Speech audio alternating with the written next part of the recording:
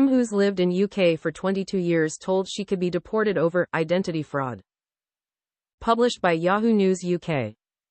A mum of 3 has been told she could face deportation from the UK, despite holding a British passport and having lived in the country for 22 years. Amica Brown, 41, received a traumatizing letter from the Home Office 2 weeks ago threatening to strip her of her British citizenship over alleged identity fraud. The government correspondence alleges that Mrs. Brown obtained her citizenship using a false identity, warning that she could be removed from the UK and sent back to her native Jamaica.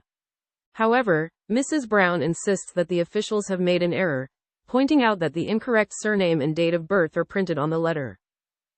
Despite providing proof of her identity, Mrs. Brown is yet to receive a response from the Home Office, leaving her in fear of being ripped away from family. Living in Luton, Beds, Mrs. Brown said, "This has been absolutely traumatizing. I am so stressed. I am terrified I am going to be ripped away from my family in the middle of the night. They are claiming that my identity is false, but I have all this proof of who I am."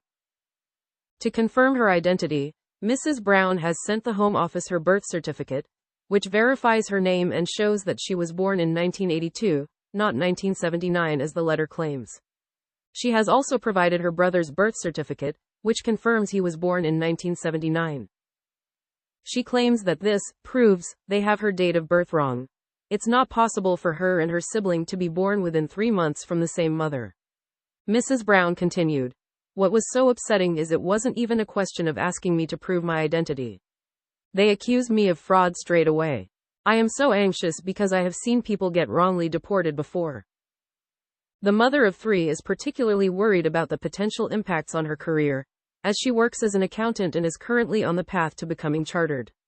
She said, "You can't be an accountant if there's anything linking you to fraud. So that would be my whole career messed up." Mrs. Brown recounted her journey from Jamaica to the UK in 2002 at age 19. She initially had a visitor's visa, married, became legalized in 2009, obtained indefinite leave to remain and eventually settled status in 2015. After a divorce and remarriage in 2019, she became a British citizen and received her passport the same year. The process, according to her, cost around £10,000 in fees.